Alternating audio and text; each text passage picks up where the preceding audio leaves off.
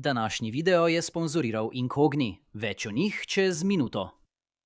Ali trenutno živimo v tretji svetovni vojni? Ali pa samo odštevamo do nje? Ali pa jo morda lahko popolnoma preprečimo? Poglejte, svetovne vojne so na srečo dovolj redke, da je poskušati jih kodirati kot družboslovec Sizifovo delo. O tem, kaj je svetovna vojna, bo v prihodnosti odločala širša javnost, če bo ta sploh še obstajala. Morda bodo kot začetek tega označili vojno z Iranom.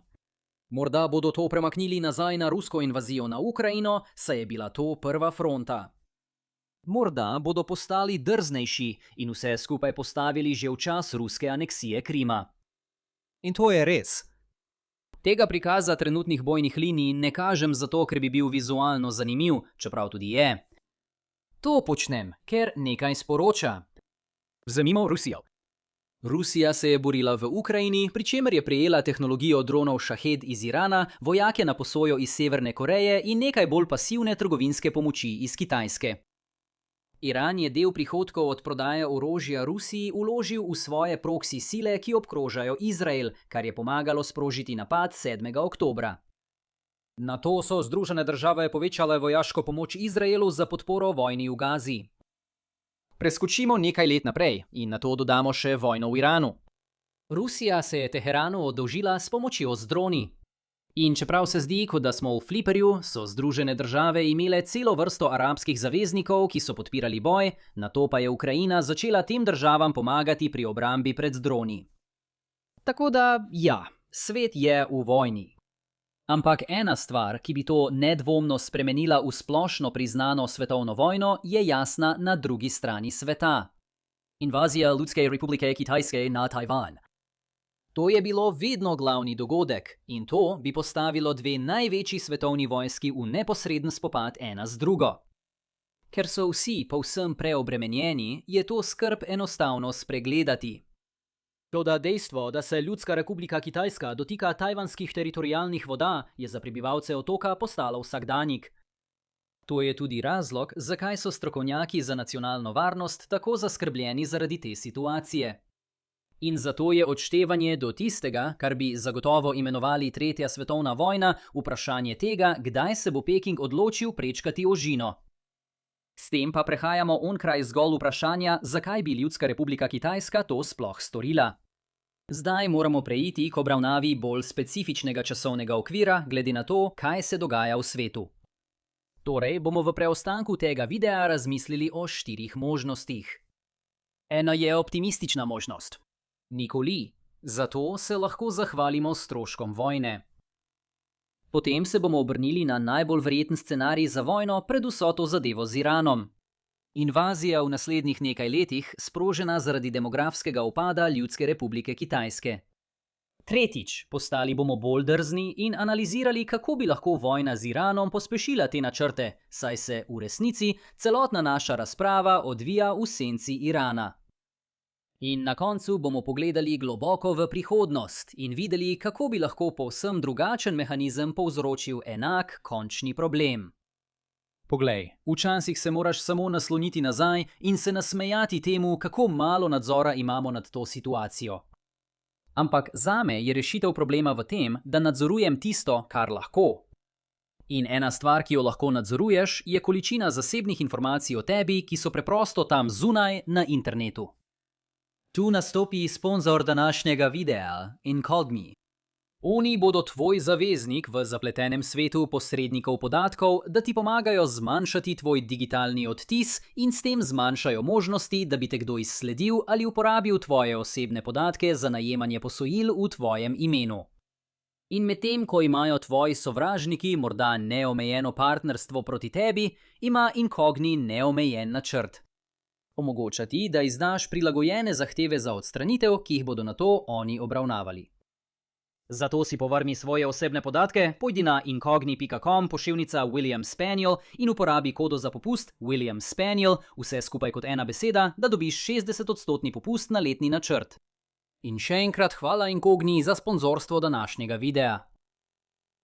V redu, bodimo za trenutek optimisti in razpravljajmo o tem, zakaj bi se lahko popolnoma izognili situaciji tretje svetovne vojne. Vojna je draga. In ko o tem razmišljamo v smislu konfrontacije med ZDA in Kitajsko, se lahko soočamo z obsegom, kakršnega nismo videli vse od 40 let prejšnjega stoletja. Bistveno vprašanje v sporu je raven suverenosti Tajvana. V svojem idealnem svetu bi se Tajvan rad svobodno izražal. V idealnem svetu Ljudske republike Kitajske bi bil Tajvan preprosto otoška provinca celine. Dolžino otoka bomo uporabili kot merilo tajvanske neodvisnosti. Višja kot je črta, bolj je zadovoljen Tajpej. Če se Peking kdaj odloči za invazijo, obstaja nekaj možnosti, da bo načrt uspel in da bo Ljudska republika Kitajska dosegla svoj cilj. In obstaja nekaj možnosti, da bo načrt propadel in da bo Tajvan ravnal po svoje, saj bo vedel, da Peking ne more več storiti ničesar glede tega. Če povprečimo te možnosti, skupaj z različnimi oblikami zastojev, ki bi se lahko pojavili, dobimo povprečen izid, ki hipotetično izgleda takole. Postavljam ga točno na sredino, ker mi je tako vizualno lažje narediti preostalo. Ampak ne pozabite, da bo tukaj treba plačati visok človeški davek. Poleg tega še ogromen finančni strošek, saj konec proizvodnje polprevodnikov uniči svetovne dobavne verige. Poleg tega pa še politični problem za Peking zaradi vseh staršev, katerih edini otrok je umrl med vojno. Sploh vam ni treba upoštevati jedrskega vidika, da bi bila vsa ta zadeva prava katastrofa. Če te žrtve prilagodimo glede na vrednost, ki jo ima za Peking nadzor nad Tajvanom, potem prostor med belo in rdečo črto predstavlja, kako prestolnica internalizira stroške vojne. Zaradi tega je dobesedna rdeča črta tudi metaforična rdeča črta v pogajanjih. Če bi Tajvan kdaj postavil politiko neodvisnosti višje od tega, bi Ljudska republika Kitajska vojno videla kot bolj privlačno možnost, kot pa da bi to postalo novo normalno stanje. Medtem pa velja enako tudi v obratni smeri za Tajvan. Tajpej ne bi dovolil, da Peking ustvari situacijo, kjer bi njegova dejanska neodvisnost padla pod to mejo. Zdaj, dobra stvar pri teh stroških je, da spodbujajo strani, da se pogajajo o rešitvi, ki ne vključuje vojne. In pravzaprav se to v praksi tudi zgodi, oziroma se je do zdaj že zgodilo. Tajvan deluje kot dejansko neodvisna država, vendar je previden, da ne gre predaleč in s tem ne izzove vojne, ki bi jo sprožil Peking. In če bi bilo to vse, zaradi česar bi nas moralo skrbeti, ali če bi bili stroški vojne resnično izjemno visoki, bi si lahko oddahnili. V Tajpeju, recimo, ni vojne. Nažalost, nas mora skrbeti še več stvari. Še preden se je karkoli zgodilo v Iranu, je bila skupnost strokovnjakov za nacionalno varnost zelo zaskrbljena glede tega, kaj bi se lahko zgodilo čez nekaj let. Da vam povem kratko različico zgodbe, in ne tiste 90-minutne, ki smo jo že enkrat obdelali, je bila politika enega otroka Ljudske republike Kitajske nekoliko preveč učinkovita in zdaj se celinska Kitajska sooča z demografsko krizo. Okno, v katerem bi bila invazija še izvedljiva, počasi izginja. Torej, mora biti vojna po tej teoriji ali zelo kmalu, ali pa je sploh ne bo. To bi porušilo optimistični sklep od prej, saj zdaj predpostavljamo, da se moč s časoma spreminja. Takšni premiki lahko preglasijo izračune stroškov, če bo moč celine tako upadla, da lahko Ljudska republika Kitajska danes z vojno pridobi več, tudi če upoštevamo stroške, kot pa bi lahko kadarkoli dosegla v prihodnosti. Peking se tega pomisleka zelo dobro zaveda. Pred mnogimi leti je določila leto 2027 kot rok, do katerega mora biti Ljudska osvobodilna vojska pripravljena na invazijo. To se pogosto zamenjuje za kodificiran načrt za dejansko invazijo, kar pa ni res. In najnovejša obveščevalna poročila nakazujejo, da bo treba invazijo prestaviti za kakšni 2 leti. Osnovni problem je, da potrebuješ desantne ladje, da lahko dejansko pristaneš na Tajvanu. Novembra 2025 je Ljudska osvobodilna vojska imela zmogljivost prepeljati le približno 20.000 vojakov. Ocene o številu sil potrebnih za uspešno invazijo se gibljejo med 300.000 in 1 milijonom. Peking poskuša to težavo odpraviti. Dejansko Ljudska republika Kitajska zdaj predstavlja približno 53% svetovne ladjedelniške zmogljivosti. Tako mornarica ljudske osvobodilne vojske namerava opazovati, kako se Združene države izčrpavajo v Iranu, zgraditi dovolj ladij in nato napasti, preden se demografska slika Kitajske popolnoma sesuje. Seveda bi bile to dobre novice v primerjavi s tretjo možnostjo, invazijo letos. Na srečo je to najmanj verjetna možnost. Ampak vseeno, poglejmo, kaj bi moralo biti res, da bi se to zgodilo. V bistvu bi to zahtevalo ogromno obveščevalno napako Združenih držav Amerike. Kar sem pravkar govoril o pristajalnih ladjah, bi moralo biti napačno.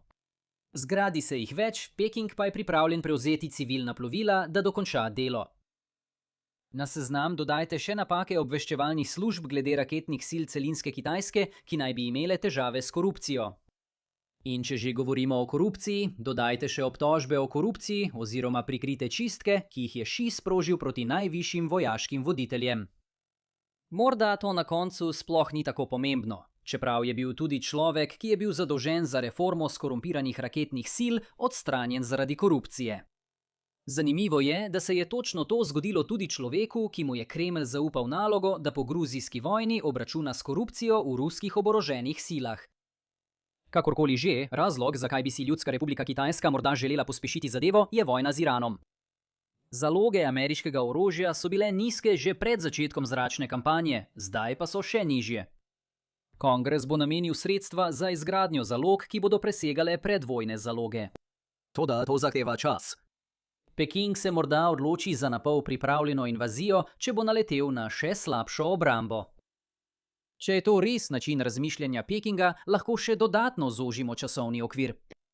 Vreme vzdolž tajvanske ožine je običajno grozno, saj megla, monsuni in razburkano morje lahko motijo vsako izkrcavalno silo. Edini meseci relativnega miru so april, maj, oktober in november. Okno v aprilu in maju Pekingu ne daje dovolj časa, da bi pripravil operacijo. To pomeni, da sta oktober in november meseca, na katera moramo biti letos pozorni. Tukaj je treba nekaj omeniti. Splošno velja prepričanje, da je bil del ameriške želje po začetku vojne z Iranom tudi ta, da bi kasneje onemogočili Teheranu možnost upora. Navsezadnje bi bila vojna na dveh frontah velika težava, če bi Ljudska republika Kitajska kdaj prečkala ožino.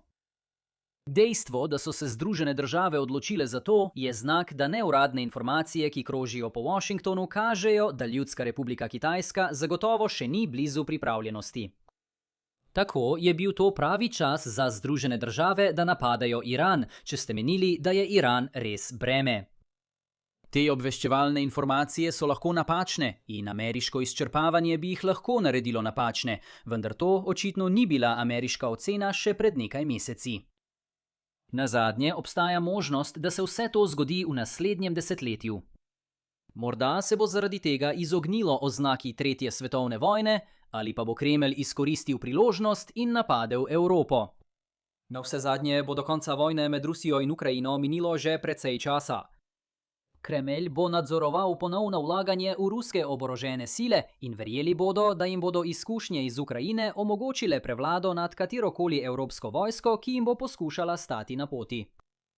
Na Pacifiku pa je tokrat problem bolj niansiran. Ljudska republika Kitajska pusti, da se demografske spremembe zgodijo brez invazije. Vendar pa se medtem proizvodnja polprevodnikov seli čez Pacifik. To se pravzaprav že dogaja, saj podjetje Taiwan Semiconductor Manufacturing Company vzpostavlja podružnico v Arizoni. V tej domnevani prihodnosti ZDA niso več odvisne od preživetja Tajvana za vrhunske čipe. Ker gospodarska soodvisnost ni več tako pomembna, Kitajska druge postavi pred izvršeno dejstvo in nekega dne preprosto vstopi na otok brez posebne razlage. Za primerjavo, futuristična različica priključitve Krima. Mejna težava. Prihodnji predsednik ZDA si resnično želi zaščititi Tajvan, ne glede na gospodarske skrbi glede polprevodnikov. Peking je napačno ocenil odločnost Washingtona za boj, zato na koncu vseeno pride do vojne. Ta pot bi se zelo ujemala z dolgoletnim načinom delovanja Ljudske republike Kitajske. Ne naredite ničesar, kar bi razburkalo vode, nato pa izkoristite situacijo, ko je pravi čas. In kitajska obveščevalna služba ima morda prav, ko nezainteresirani predsednik ne ukrepa, strani pa se izognejo tretji svetovni vojni. Tajvan izginja z zemljevida, a očitno je to problem otoka, ne pa Združenih držav. Ali pa se znajdemo v spopadu, ker se je kitajska obveščevalna služba zmotila. Ampak takšne napačne ocene se nikoli ne zgodijo, kaj ne? Torej, kakšne so naše ključne ugotovitve za danes? Stroški vojne bi nam morali dati izhodiščno pričakovanje, da se lahko Ljudska republika Kitajska in Tajvan izogneta dragi medsebojni vojni.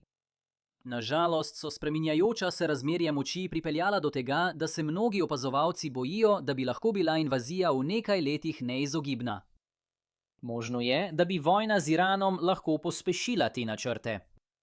Ali pa bo Peking počakal, poskusil z invazijo čez desetletje in upal, da Združene države Amerike takrat ne bodo več dovolj skrbele za Tajvan, da bi priskočile otoku na pomoč. Hvala ljudem na Ohio University, ki so morali prenašati osnutek tega videa. Imajo čudovit kampus. In še enkrat hvala Incogni za sponzorstvo današnjega videa. Obiščite incogni.com poševnica William Spaniel, da dobite odlično ponudbo za svojo zaščito. Če vam je bil današnji video všeč, prosim, všečkajte, delite in se naročite. In se vidimo naslednjič. Pazite nase.